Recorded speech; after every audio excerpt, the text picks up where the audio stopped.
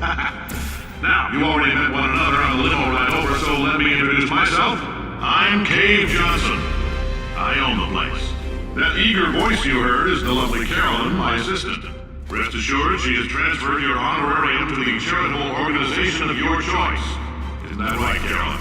Yes, sir, Mr. Johnson. She's the backbone of this facility. Pretty as a postcard, too. Sorry, fellas. She's married. To science.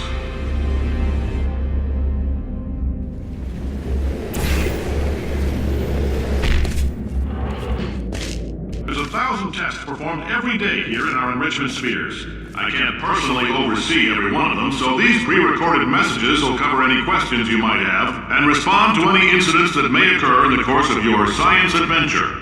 Your test assignment will vary depending on the manner in which you have bent the world to your will. Those of you helping us test the Repulsion Gel today, just follow the blue line on the floor. Those of you who volunteered to be injected with praying mantis DNA, I've got some good news and some bad news. Bad news is we're postponing those tests indefinitely. Good news is we've got a much better test for you. Fighting an army of mantis men. Pick up a rifle and follow the yellow line. You'll know when the test starts.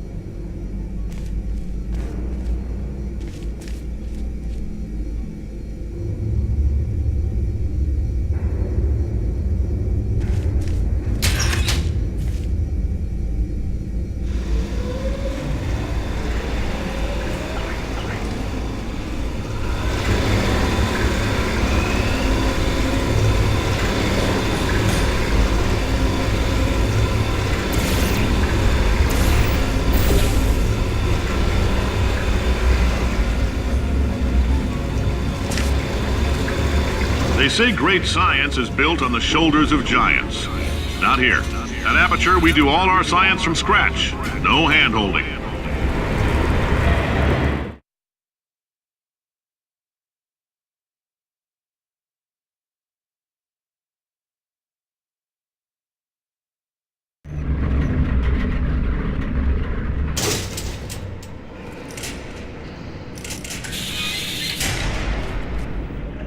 Let's get started.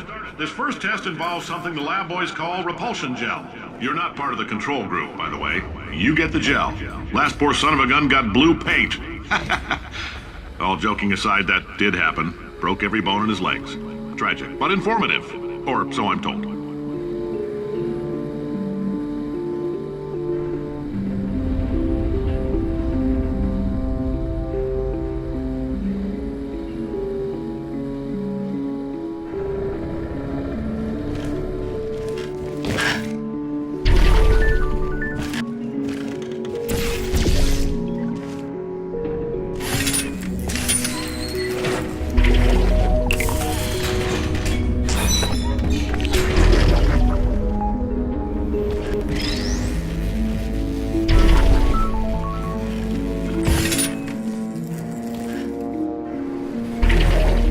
Boys just informed me that I should not have mentioned the control group. They're telling me I ought to stop making these pre-recorded messages. That gave me an idea. Make more pre-recorded messages. I pay the bills here, I can talk about the control group all damn day.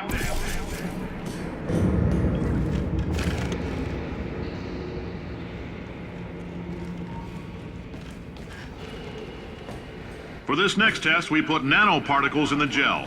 In layman's terms, that's a billion little gizmos that are going to travel into your bloodstream and pump experimental genes and RNA molecules and so forth into your tumors. Now, maybe you don't have any tumors. Well, don't worry. If you sat on a folding chair in the lobby and weren't wearing lead underpants, we took care of that too.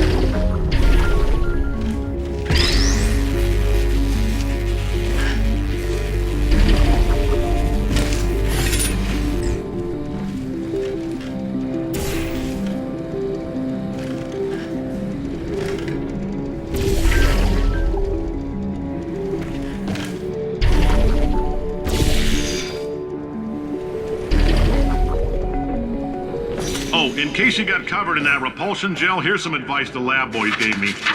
Do not get covered in the repulsion gel. We haven't entirely nailed down what element it is yet, but I'll tell you this, it's a lively one, and it does not like the human skeleton.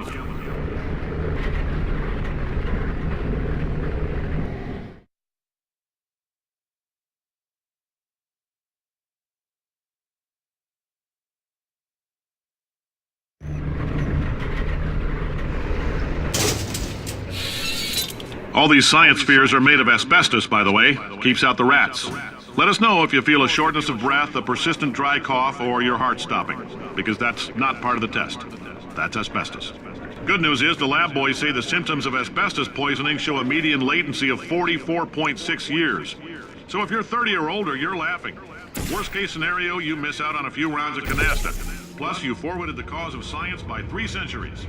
I punch those numbers into my calculator, it makes a happy face. I like your style. You make up your own rules, just like me.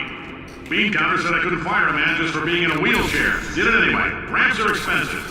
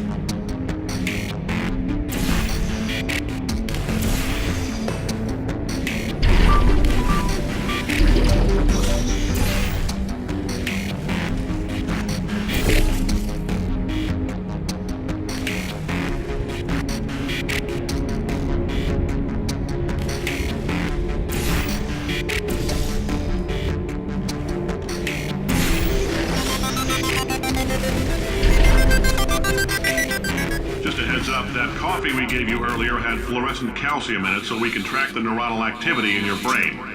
There's a slight chance the calcium could harden and vitrify your frontal lobe. Anyway, don't stress yourself thinking about it. I'm serious. Visualizing the scenario while under stress actually triggers the reaction.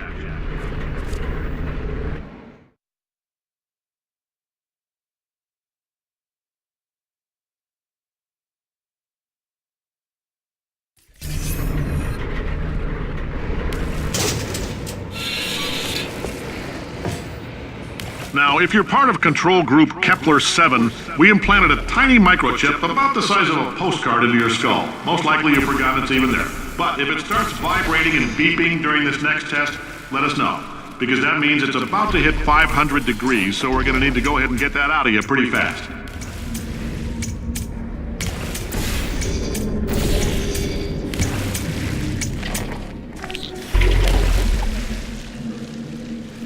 I'm telling them, keep your pants on.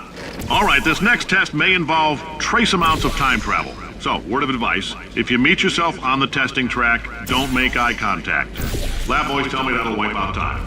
Entirely. Forward and backward. So, do both of yourselves a favor and just let that handsome devil go about his business.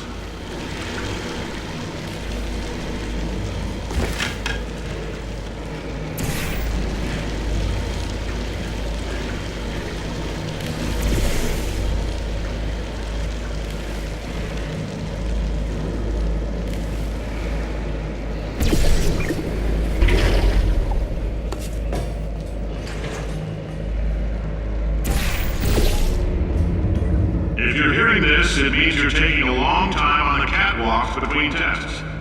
The lab boys say that might be a fear reaction.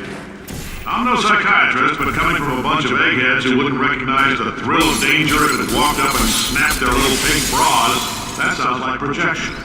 They didn't fly into space, storm a beach, or bring back the gold. No, sir, we did. It's you and me against the world, son. I like your grit. Hustle could use some work, though. Now let's solve this thing.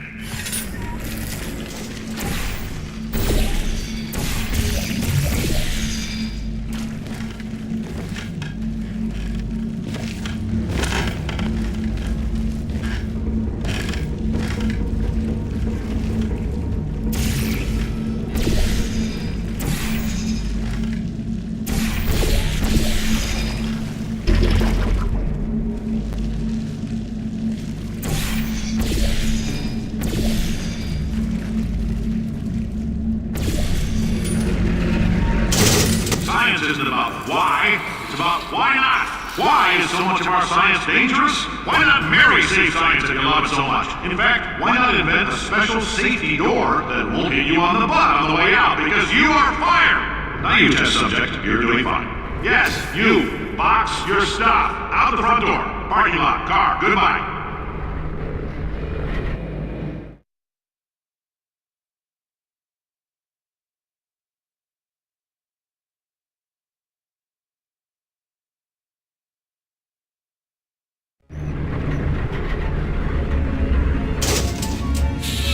Congratulations! The simple fact that you're standing here listening to me means you've made a glorious contribution to science. As founder and CEO of Aperture Science, I thank you for your participation and hope we can count on you for another round of tests. We're not going to release this stuff into the wild until it's good and damn ready, so as long as you keep yourself in top physical form, there'll always be a limo waiting for you. Say goodbye, Carolyn. Goodbye, Carolyn. She is a gem.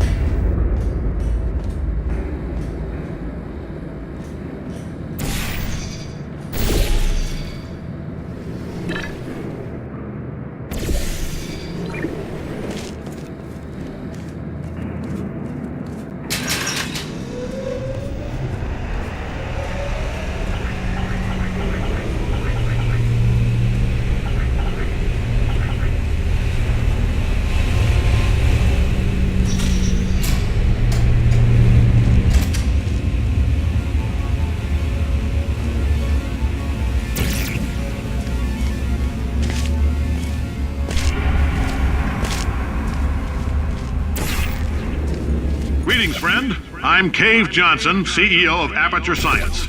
You might know us as a vital participant in the 1968 Senate hearings on missing astronauts. And you've most likely used one of the many products we invented, but that other people have somehow managed to steal from us.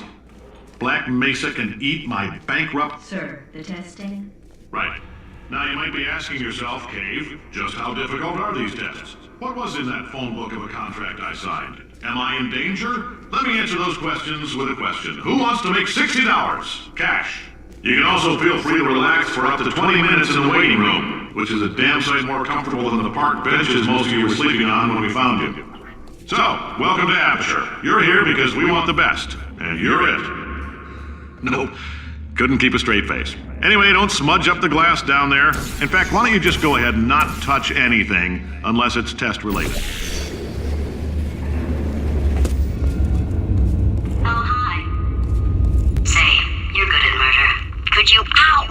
murder this bird for me? Oh, thanks. Did you feel that? That idiot doesn't know what he's doing up there. This whole place is going to explode in a few hours if somebody doesn't disconnect him. I can't move, and unless you're planning to saw your own head off and wedge it into my old body, you're going to need me to replace him. We're at an impasse. So what do you say? You carry me up to him and put me back into my body, and I stop us from blowing up and let you go. No tricks. This potato only generates 1.1 volts of electricity. I literally do not have the energy to lie to you. Even if I am lying, what do you have to lose? You're going to die either way. Look, I don't like this any more than you do. In fact, I like it less because I'm the one who got partially eaten by a bird. Wow, you stabbed me. What is wrong with you? Hold on. Do you have a multimeter? Never mind. The gun must be part magnesium. It feels like I'm outputting an extra half a volt. Keep an eye on me. I'm going to do some scheming. Here I go. Whoa, where are we? How long have I been out? That extra half volt helps, but it isn't going to power miracles. If I think too hard, I'm going to fry this potato before we get a chance to burn up in the atomic fireball that little idiot is going to...